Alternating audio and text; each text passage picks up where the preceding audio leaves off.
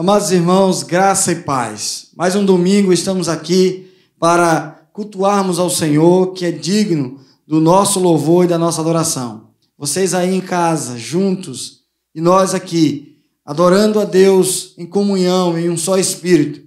A palavra de Deus, no Salmo 134, nos diz assim: bendizei ao Senhor, Senhor, vós todos, servos do Senhor, que assisti na casa do Senhor nas horas da noite. Erguei as mãos para o santuário e bendizei ao Senhor. De Sião te abençoe o Senhor, Criador do céu e da terra. Amém. Louvado seja Deus. Esse salmo é um canto de romagem. Ora, como nós estamos desejosos de poder juntos na casa do Senhor para adorarmos a Deus em espírito e em verdade. Mas até aqui, aprove a Deus que nós estivéssemos da forma que estamos, mas louvando e adorando a Deus do mesmo jeito. Eu quero convidar você a, nesse instante, fechar os seus olhos e adorarmos ao Senhor através de uma oração agora, em nome de Jesus. Amado Pai, bondoso Deus, graças nós te damos, Senhor, por mais um dia estarmos juntos aqui para adorar o teu nome, para bendizê-lo, porque o Senhor é digno do nosso louvor, da nossa adoração, e nós queremos ao Senhor oferecer trono de louvores, de gratidão, de adoração, que vem de um coração que está quebrantado na tua presença. Recebe, pois, Senhor, a nossa adoração, no nome santo de Jesus. Amém. Louvado seja Deus. Meu querido, quero convidar você agora a adorar a Deus através dos cânticos, para que o nosso coração comece a estar entronizando Deus nesse instante em nossas vidas, para juntos bendizermos ao grande nome do Senhor. Graça e paz, meus irmãos. Que a graça do nosso bom Deus e o Espírito Santo do Senhor esteja com vocês em mais essa noite. Estamos juntos aqui para louvar e engrandecer o nome do nosso Deus. Em João, capítulo 14, versículo 6 diz: respondeu Jesus: eu sou o caminho, a verdade e a vida, e ninguém vem ao Pai a não ser por mim. O Senhor Jesus, ele planejou, esquematizou tudo o que diz respeito ao nosso plano de salvação. E esse plano não teria formas de dar errado, porque Jesus já, como eu disse anteriormente, já tinha planejado. E Ele é Deus. E nós iremos cantar essa verdade. Jesus, o plano perfeito para as nossas vidas. Iremos louvar e engrandecer o nome dEle com essa canção. Cante conosco.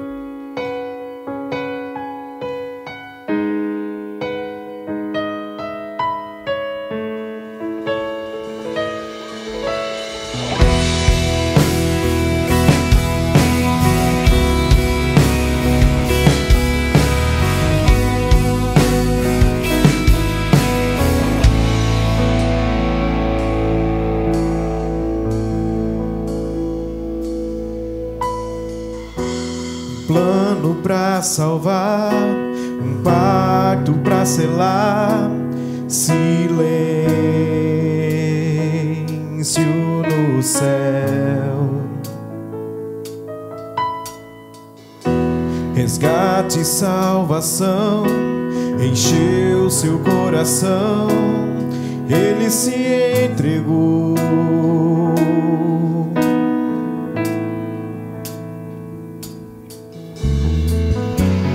Palco do amor, o autor anunciou a vida e salvação.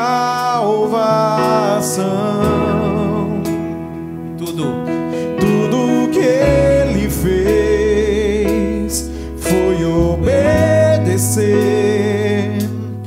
o plano que Deus escreveu. E quando a minha história parecia ter chegado a sua graça, a sua graça me alcançou.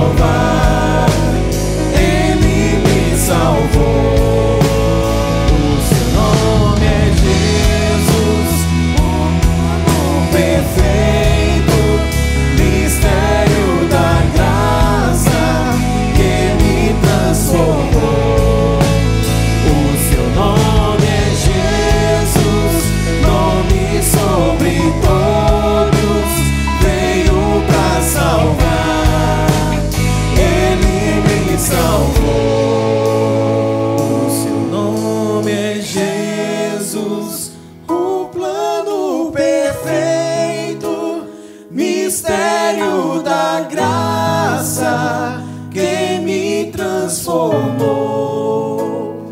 O seu nome é Jesus, nome sobre todos, veio pra salvar, Ele me salvou.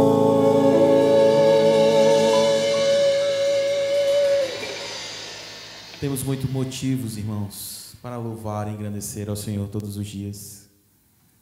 Eu diria que a vida do crente deveria ser uma caminhada tão somente de alegria, pela plena certeza de que a salvação chegou para as nossas vidas.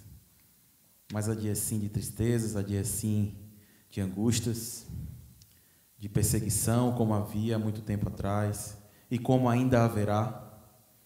Mas nada, como eu disse, pode nos separar do amor de Deus. Ele venceu a morte, e se Ele venceu, nós também venceremos. Vamos cantar ao nome do Senhor, dizer que Ele é mais forte que a morte, dizer que nós adoramos porque reconhecemos a sabedoria do seu poder. Vamos louvar o nome dEle.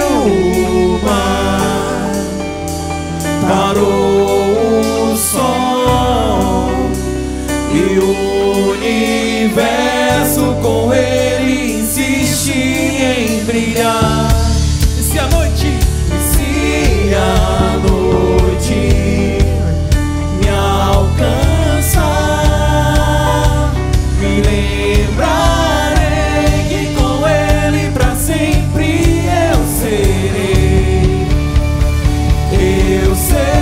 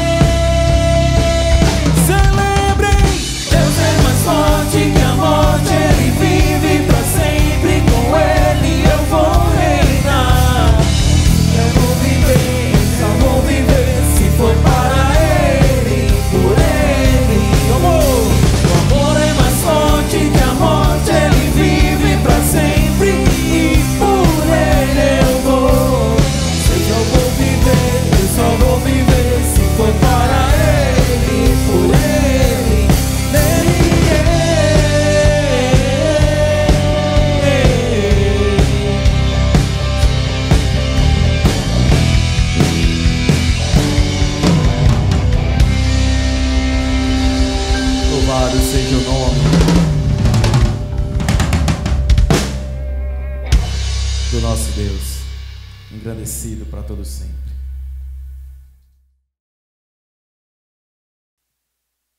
Que maravilha louvarmos a Deus com as canções. Espero que o seu coração já tenha feito esse altar para Deus e que Ele esteja recebendo o nosso louvor em nome de Jesus. Nós chegamos a um momento em que precisamos colocar as nossas vidas diante de Deus. Esse é o momento do culto em que nós precisamos nos humilhar perante o grande Senhor que nós adoramos e cremos. Mas antes eu quero ler a palavra do Senhor que se encontra no Salmo 119, verso 137 e 138. Justo és, Senhor, e retos os teus juízos. Os teus testemunhos dos impusestes com retidão e com suma fidelidade. Que possamos entender que essa retidão que foi colocada pelo Senhor através do testemunho da sua palavra, nós possamos nos quebrantar diante da sua presença, nos humilhando, dizendo que Ele é o Senhor e que nós precisamos dEle. Convido você mais uma vez, junto com a sua família, a fechar os seus olhos e falar com Deus. Fale do seu jeito, da sua forma. Ele compreenderá. Se humilhe perante Ele e Ele vai te exaltar. Oremos. Ó Jesus amado, por a tua intercessão nós rogamos ao Deus Todo-Poderoso que tenha misericórdia de nós. Esse povo que se reúne neste dia para adorar e bendizer o teu nome, para te exaltar, Senhor, para colocar diante do Senhor adoração através de cânticos, de orações, da leitura da palavra, e rogamos, Deus, recebe o nosso culto, apesar de nós, derrama da tua graça, traz alegria ao nosso coração em saber que fomos perdoados pelo Senhor, que o nosso coração se encha dessa alegria, entendendo e reconhecendo que o Senhor é o perdão para as nossas vidas, que do Senhor procede retidão, e por isso nos alegramos, porque temos a certeza que o Senhor nos estendeu o perdão. Fala-nos, ó Deus, através da tua palavra, no nome santo de Jesus. Amém. Ô querido, que você adore a Deus aí com mais um cântico. E em seguida, nós estaremos ouvindo a palavra de Deus, que trará ao nosso coração direcionamento, que nos conduzirá por esse caminho em que devemos andar. Deus nos abençoe. Ainda em espírito de adoração, ainda louvando ao nosso Deus, nós iremos cantar uma canção que se chama Lugar Secreto, onde nós diremos ao Senhor que nós amamos a presença dEle. Nós amamos a presença do nosso Deus. E, ó Senhor Jesus, que Tu estejas em todo instante conosco. Recebe o nosso louvor.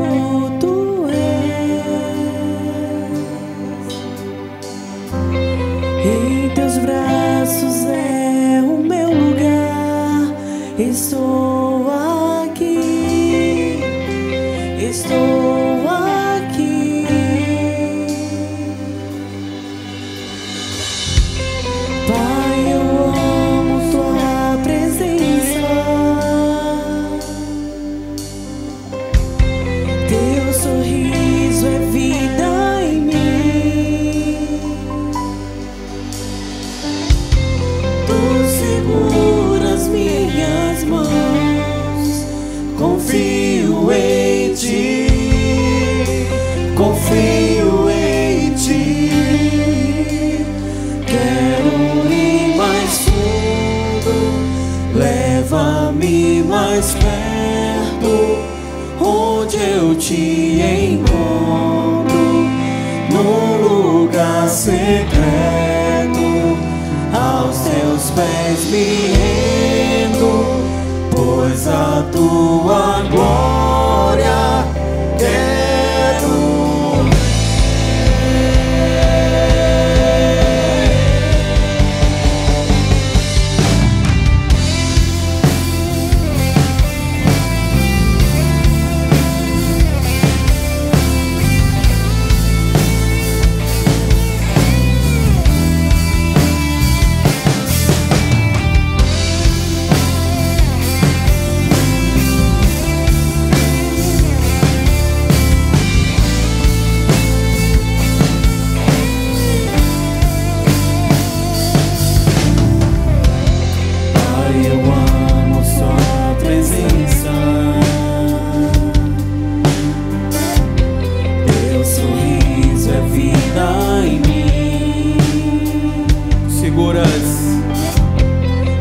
Seguras minhas mãos, confio em ti, confio em ti.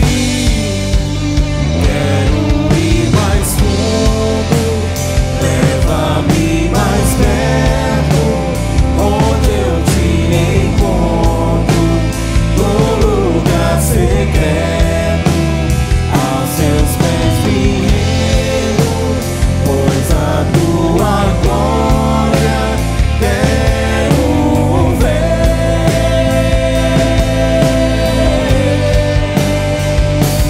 Tudo que eu quero é te ver, me envolva com tua glória e poder. Tua majestade é real, tua voz ecoa em meu ser. Tudo que eu mais quero é te ver, me envolva com tua glória e poder. Tua majestade é real, tua voz ecoa em meu ser. Tudo que eu mais quero é te ver, me envolva com tua glória e poder. Tua majestade é real, tua voz ecoa em meu ser. Tudo que eu mais quero é te ver, me envolva com tua glória e poder. Tua majestade é real, tua voz ecoa em meu ser.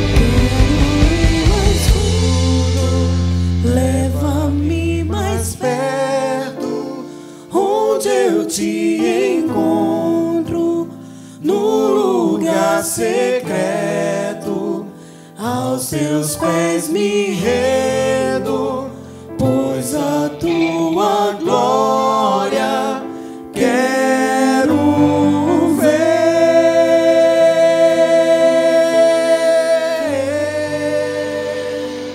Louvado seja o nome do Senhor.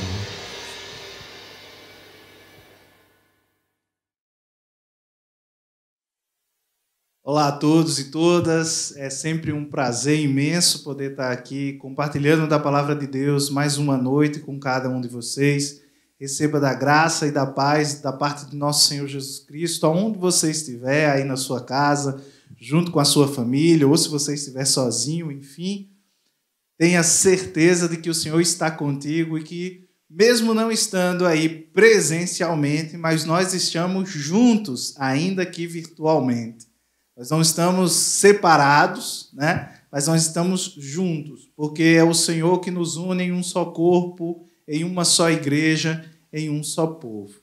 E, de fato, eu queria conversar hoje um pouco com vocês, compartilhar com vocês algo em torno das coisas que têm não só inquietado meu coração, como parece que tem feito tremer o mundo em que nós estamos. De fato, esses são tempos estranhos, são tempos turbulentos, são tempos que a gente parece viver em contínua guerra, em contínuo conflito, e que parece que a paz não sinaliza em momento algum, né? Não dá não levante uma bandeira branca hora nenhuma. Então a gente está vivendo tempos de pandemia, mas também tempo de muita efervescência em torno de problemas, em torno de uma série de questões que tem assolado e tem amedrontado e tem tirado a nossa paz no mundo. Mas ainda assim, mesmo nesses tempos que tem nos deixado desconfiados, que tem nos deixado amedrontados, que muitas vezes tem nos deixado também feridos, como diria o grande profeta brasileiro Roberto Carlos, parece que alguns estão surdos, eles estão surdos, como ele diria. Mas quem são eles? Certamente não seremos nós. A gente nunca acha que é conosco, a gente nunca acha que o problema é conosco, a gente nunca acha que a surdez é a nossa surdez, a gente nunca acha que o silêncio é o nosso silêncio. Eu tenho visto, e você provavelmente também tem visto na TV, nos telejornais, uma série de manifestações contra o racismo que tem explodido ao redor do mundo. Começou nos Estados Unidos, passou pela Inglaterra, tem se espalhado em vários países da Europa, mesmo em tempos de pandemia, e também aqui no nosso país. A gente vivenciamos essa semana essas manifestações, algumas só online e outras que foram e que tomaram as ruas.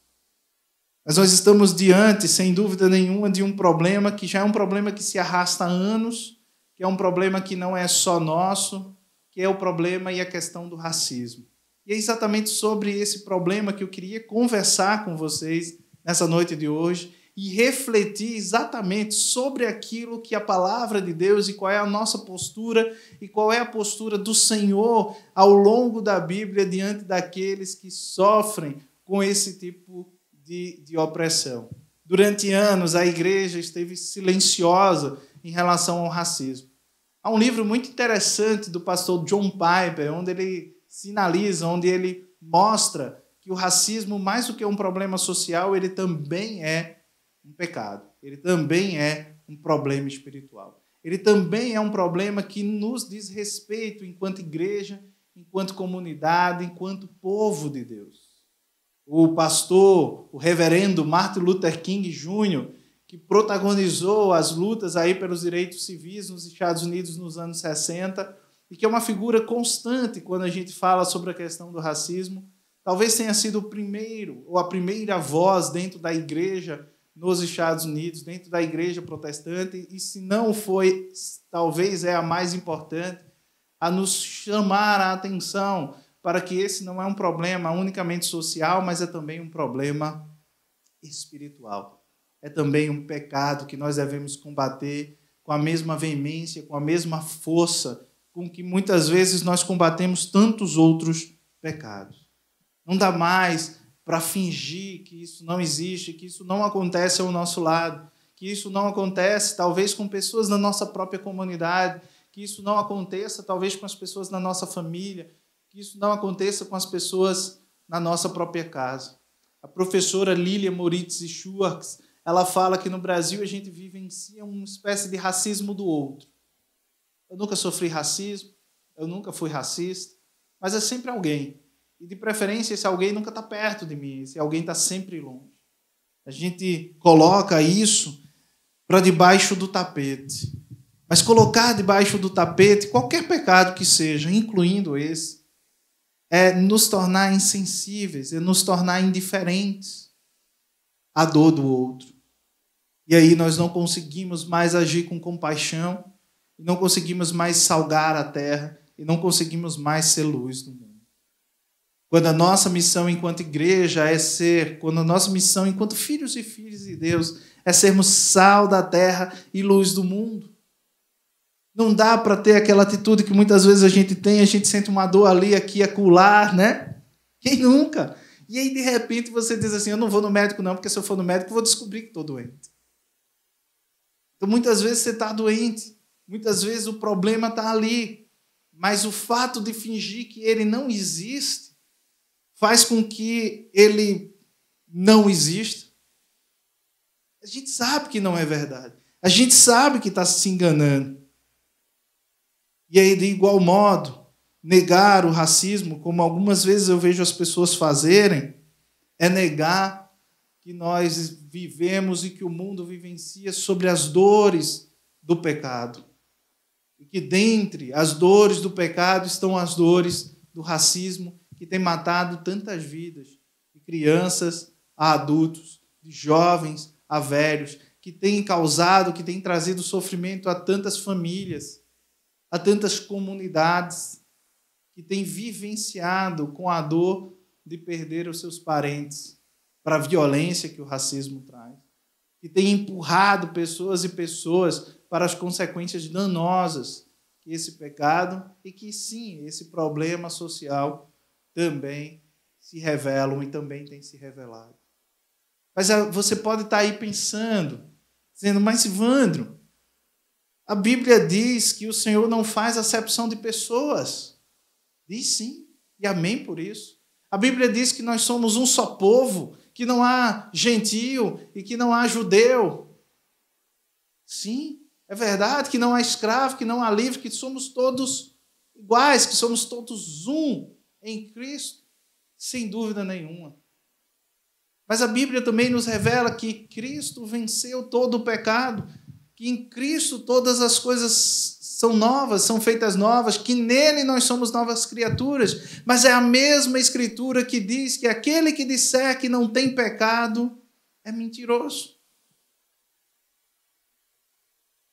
É a mesma Bíblia que diz que nós ainda não estamos libertos de uma natureza que é corrompida pelo pecado desde o jardim do Éden.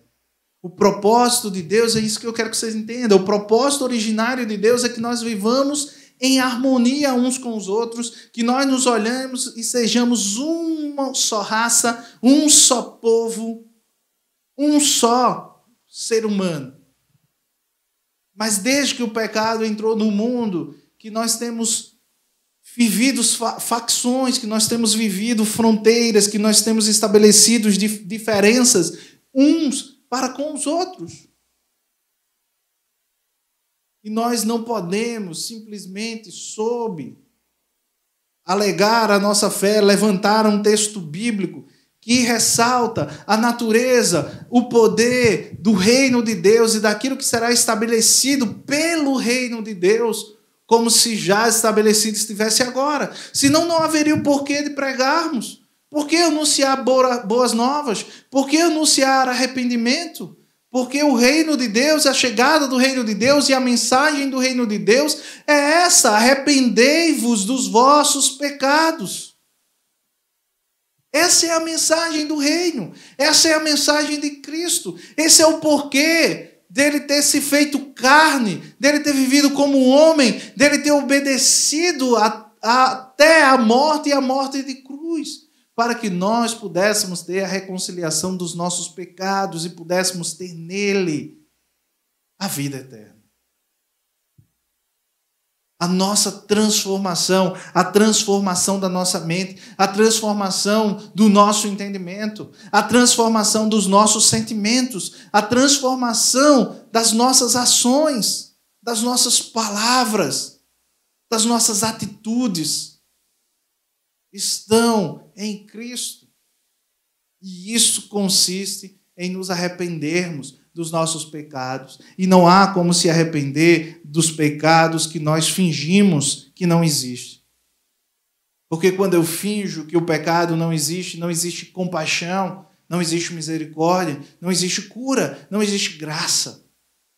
Como eu serei sarado? Como eu serei mudado? Como eu serei transformado à imagem e semelhança de Cristo se eu nego, se eu recuso a existência de um pecado e de um pecado que assola a sociedade?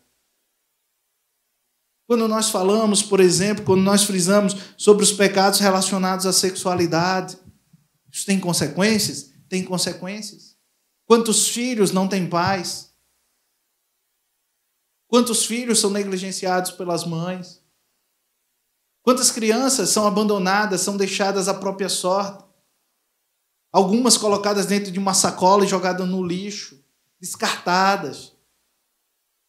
Isso é uma distorção de algo bom que Deus nos deu, que é a sexualidade.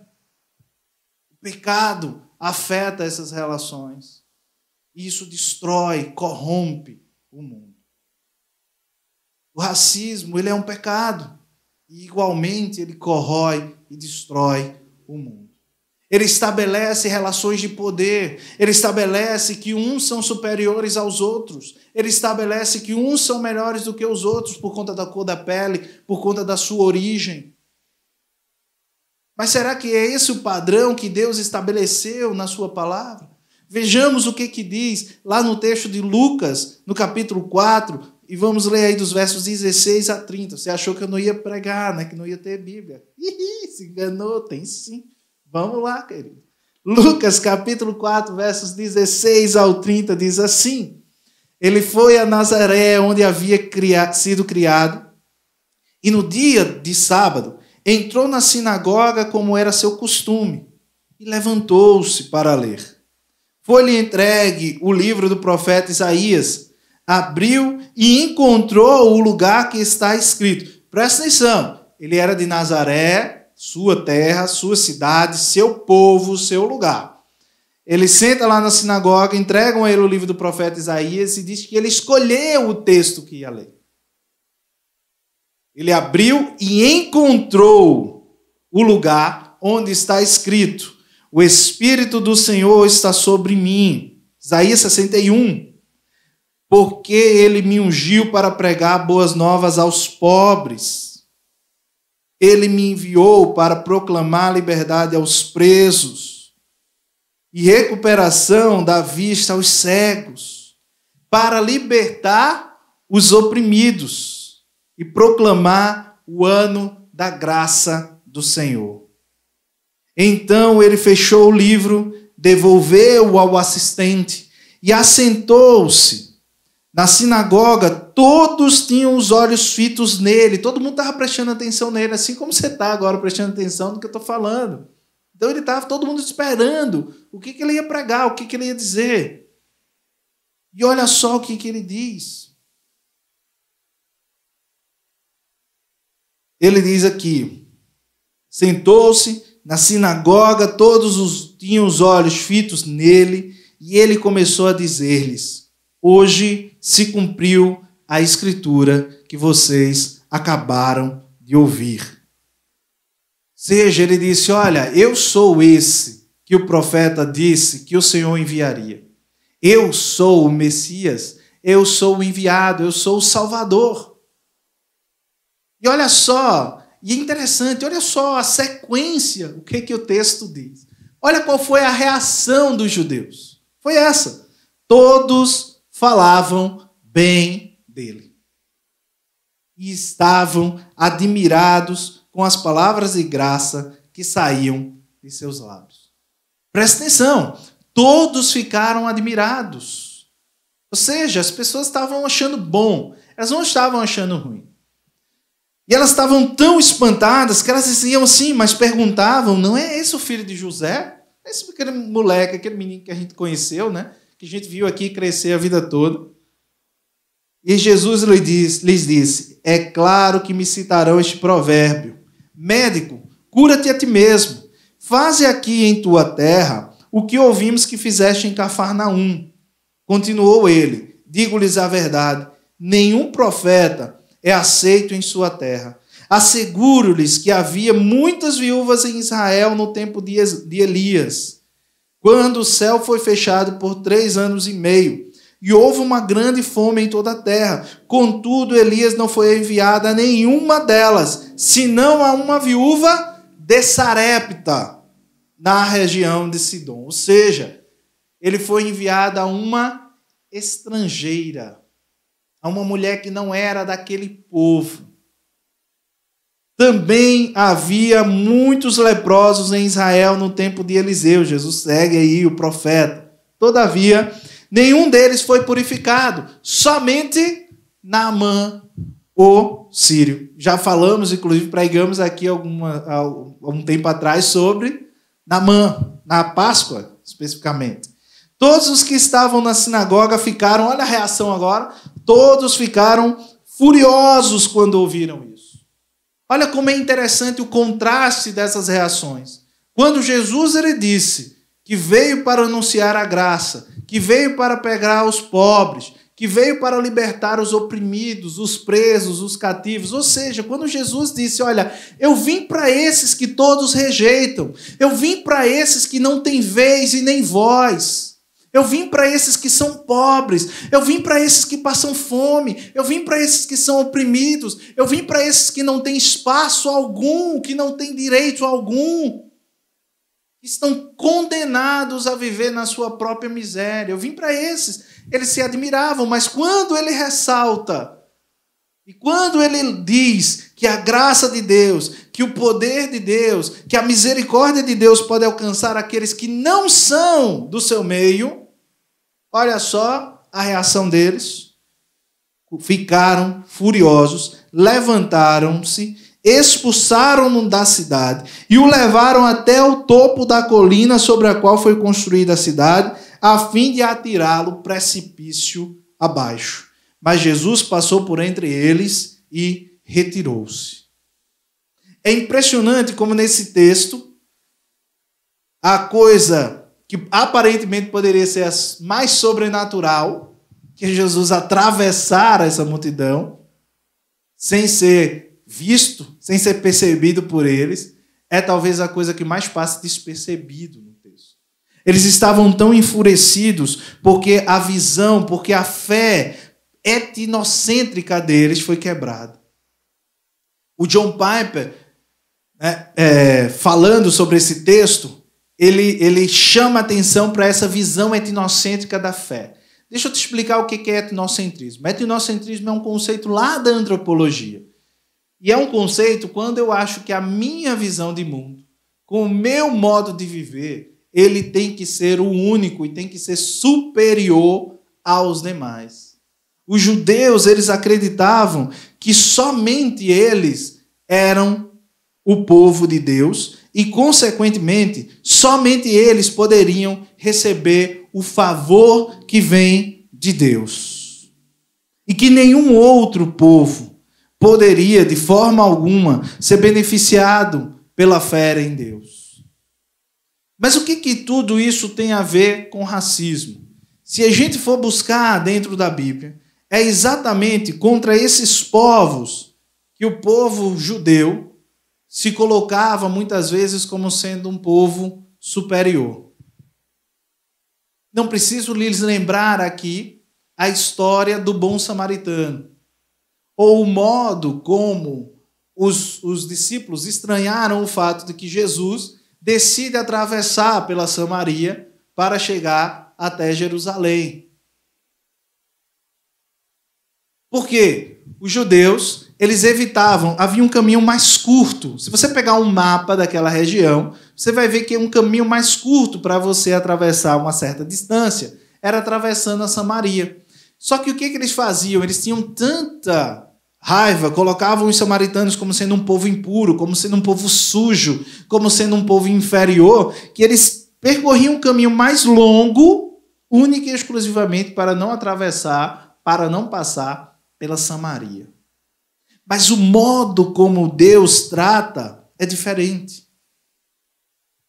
É de uma prostituta estrangeira de Canaã, Raabe, que Deus escolhe sua descendência. Alguém pode estar estranhando.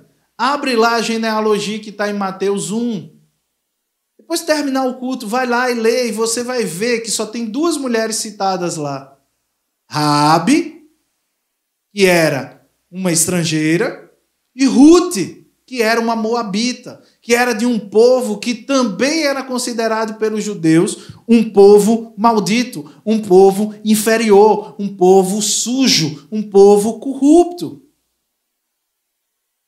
Quando Deus chama Jonas, o profeta Jonas, ele manda Jonas até onde? Até Nínive, um povo que era considerado impuro, um povo que era considerado sujo, um povo que era considerado inferior. Em vários momentos da Bíblia, o Senhor acena para todas as nações e dizem, lá também a minha misericórdia e o meu poder alcança. Por quê? Porque isso, quando a gente lê no Novo Testamento, a gente entende isso claramente. Porque Paulo não deixa dúvidas de que Deus não faz acepção de pessoas. O que nos mostra que o padrão com que Deus lida sobre essas questões, com o padrão que Deus lida sobre o preconceito, com o padrão que Deus lida com o racismo, é o padrão de lutarmos para transformar também essa realidade.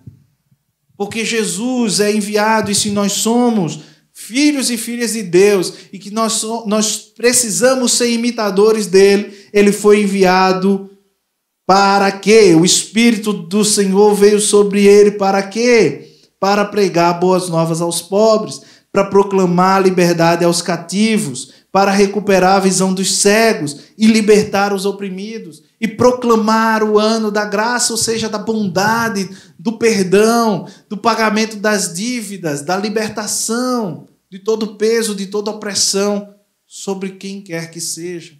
Então, diante disso, nós, enquanto corpo, enquanto povo de Deus, enquanto igreja, nós não podemos nos calar diante do racismo. Nós não podemos entender que aquela verdade, que aquela realidade pelo qual eu também anseio, de um dia estarmos na presença dele, e ali não há nem branco, nem preto, nem brasileiro, nem japonês, nem russo, nem alemão, nem judeu, nem grego. Nada. Tão somente homens e mulheres transformados pela graça, pela presença gloriosa de Deus. Nós precisamos entender que o racismo desagrada a Deus, assim como qualquer outro pecado desagrada a Deus. E nós precisamos nos levantar e lutar contra isso. Nós precisamos proclamar a justiça e a verdade de Deus. Nós precisamos, assim como Martin Luther King, compreender que esse é um problema. E esse problema existe no mundo, porque o pecado do racismo existe no mundo, e nós precisamos combatê-lo. Não para transformar o mundo. Não sejamos ingênuos. A ideia não é essa. Porque o mundo não é a nossa casa, o mundo não é a nossa morada, nós somos peregrinos. O peregrino ele está de passagem, mas o peregrino ele leva paz, ele leva esperança, ele resgata aqueles que o Senhor chama por filhos e que estão lá no meio e que estão perdidos ainda no mundo. A nossa posição não pode ser uma posição de silenciar diante da injustiça, porque nós somos chamados para proclamar a graça do Senhor. Nós somos proclamados a anunciar as boas novas do Senhor. Então nós precisamos ter consciência do modo como Deus trata. Em tempos como esses que nós estamos vivendo, o mundo precisa de um farol que lhes guie até o cais. O mundo precisa de uma voz que clama no deserto, que pavimente o caminho para Cristo e para a sua justiça. O mundo precisa encontrar na igreja não um lugar de oposição, mas um lugar onde os órfãos e as viúvas, onde os pretos, onde os humilhados encontrem amparo, encontrem abraço, encontrem justiça. Nós não podemos ser, como diz o Roberto Carlos lá na música, surdos para a voz de Deus, surdos diante da injustiça. Isso não é uma questão de partido, isso não é uma questão de lado, isso não é uma questão de política. Nós podemos escolher o modo como lutar, mas nós não podemos simplesmente ignorar. Nós não podemos simplesmente nos calar. Nós não podemos simplesmente nos silenciar diante do pecado e diante da injustiça que o racismo produz. Nós podemos talvez escolher o caminho do reverendo Martin Luther King, de usar a violência da paz, de usar a violência do amor, sim, a violência da paz e a violência do amor, porque em um mundo que só entende o ódio, e um mundo que só entende a guerra, a paz e o amor são uma ofensa. Nós precisamos ofender o mundo com a paz e com o amor que excede todo o entendimento, que excede toda a compreensão. Nós precisamos ser cheios desse amor e dessa paz, para que, cheios de compaixão, de justiça e de mansidão, anunciar ao mundo que Jesus é cura, que Jesus é esperança e que a sua igreja tão cheia de defeitos, tão cheia de problemas, é um lugar marcado pelo arrependimento, marcado pela convicção e pela consciência que nós devemos ser melhores, que nós devemos ser mais justos e que nós devemos nos olhar uns aos outros, independente da cor da nossa pele, independente da nossa origem étnica, independente dos nossos partidarismos, olhar uns para os outros e entendermos que nós somos um nele e que nós somos iguais nele. Que o Senhor nos conceda graça, nos conceda sobremodo sabedoria para lidar e para sermos luz, para sermos farol, para sermos caminho, para sermos estrada nesses tempos escuros, nesses tempos difíceis, nesses tempos turbulentos. Pai, nós queremos te agradecer porque tu és bom e em todo o tempo tu és bom e tem cuidado de nós, tem cuidado da tua igreja. Abençoa, Senhor, desde o menor ao maior, desde o mais velho ao mais jovem. Abençoa cada lar, abençoa cada família, abençoa cada cidade que nos ouve e que essa palavra tenha alcançado. Abençoe a liderança da nossa igreja, na pessoa do pastor, na pessoa do conselho, para que eles tenham sempre sabedoria e discernimento e conduzir a tua igreja, não só nesse lugar, mas durante esse tempo. Que nós possamos, terceira igreja presbiteriana de Paulo Afonso, possamos ser farol, a sinalizar a justiça, a sinalizar a igualdade e a compaixão que vem da parte de nosso Senhor Jesus Cristo. Essa é a nossa oração e esse é o nosso pedido. Em nome do Pai, do Filho e do Espírito Santo. Se você crê, diga bem forte a Ele onde você estiver. Amém. Meus queridos, recebam a bênção do Senhor. Que a graça e a paz do nosso Senhor Jesus Cristo, que o amor de Deus, o nosso eterno e soberano Pai, que a comunhão, as consolações e o poder, o ensinamento do Espírito Santo, sejam com vocês, Igreja do Senhor. Una até a volta de Cristo. Amém. Meus queridos, nós louvamos a Deus por essa palavra de hoje, palavra que move os nossos corações a entender que em Cristo somos um. Ele derramou o seu sangue por nós. Eu quero dizer a você que se você deseja que possamos orar por sua vida, você deseja entregar-se ao Senhor Jesus, está aí o nosso número de contato. Você possa manter esse contato, nós teremos o maior prazer em poder estar te ajudando, orando e buscando ao Senhor ou ajudando a sua vida através de conselhos. Quero também agora convidar você a ouvir os avisos da semana. Que o Senhor te dê uma ótima semana em Cristo Jesus e que todas as coisas sejam renovadas em sua vida a cada dia. Esse é o desejo da nossa comunidade, da nossa igreja para com você. Um beijo e que Deus te abençoe.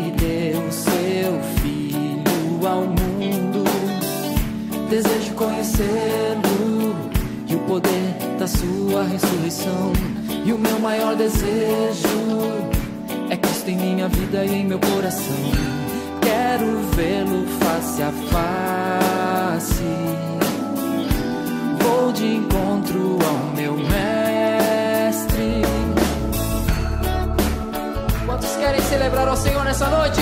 Amém.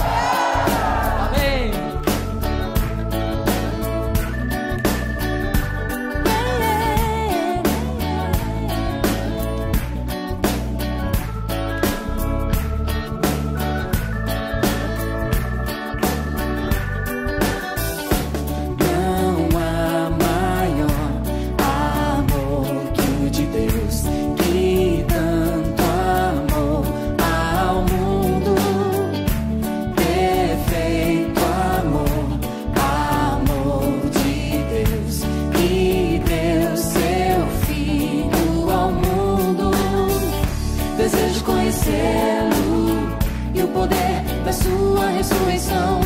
E o meu maior desejo é Cristo em minha vida e em meu coração. Quero vê-lo face a face.